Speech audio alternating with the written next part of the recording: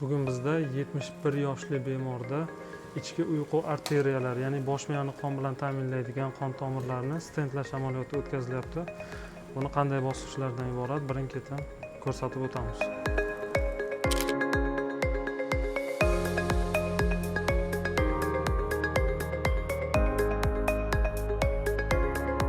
Dastlab biz son arteriyasi orqali bosh miya qon tomiriga, ichki uyqu arteriyasi tomonga maxsus simlar, kateterlar yordamida borishimiz kerak.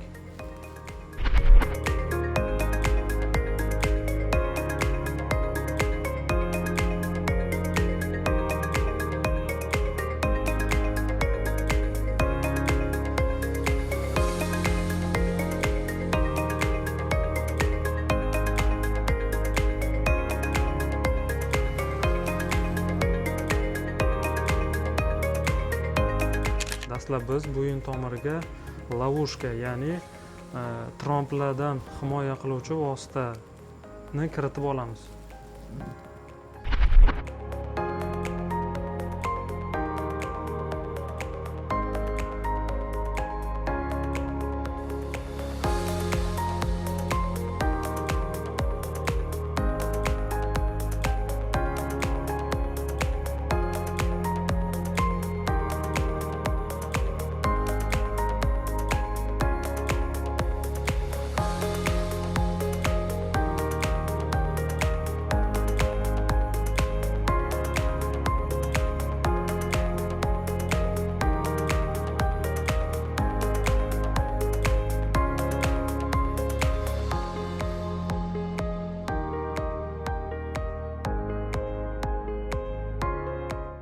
Biz bosh miya tomirlariga mana bunaqa o'tkazgichlar, ya'ni soch tolasiga o'xshagan o'tkazgichlar yordamida boramiz va bu tomir uchun xavfsiz, zararsiz va yumshoq hisoblanadi. Endi shu orqali stentni kiritamiz.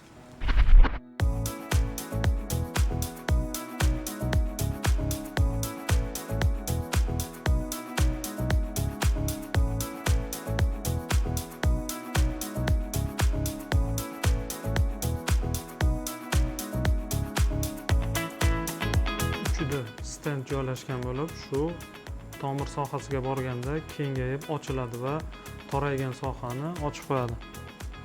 O'tkazgichga kiritamiz. U o'tkazgich rels vazifasini bajaradi va stentni ichki uyqu arteriyasi tomon borishiga yordam beradi.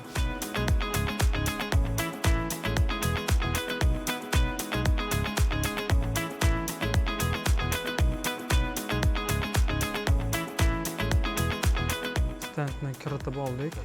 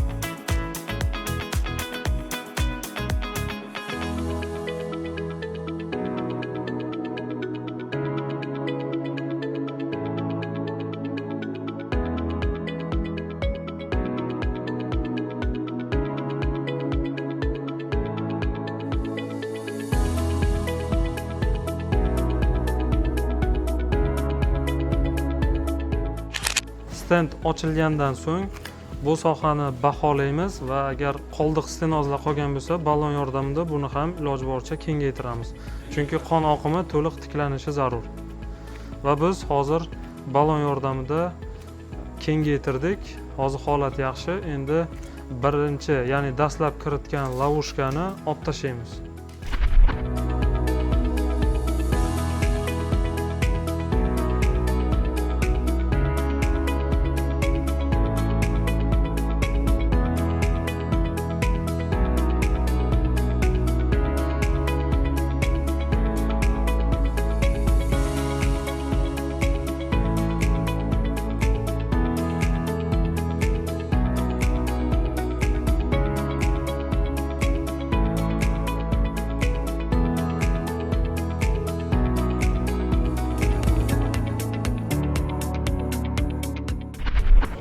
barcha instrumentlarimizni olib chiqardik. Endi gemostaziya, ya'ni qon to'xtatamiz. Qon to'xtatgandan so'ng bemor palataga ko'chiriladi.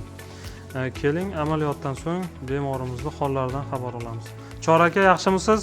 Rahmat. Qalay ahvollaringiz? Qiynalmadingizmi? Boshingiz og'rimayaptimi? Yo'q. Xudo xolasa insult xavfini oldini oldik. O'sha toraygan joyga stent qo'yib, qon tomiringizni ochib qo'ydik. Rahmat. Xudo xolasa bu yoqga dorilarni nazoratda ichib yursangiz, insult, infarkt xavfi kamayadi. Rahmat. Sog' bo'ling. Salomat bo'ling. Shu bilan yarim soat davom etgan amaliyotimiz o'z yakuniga yetdi.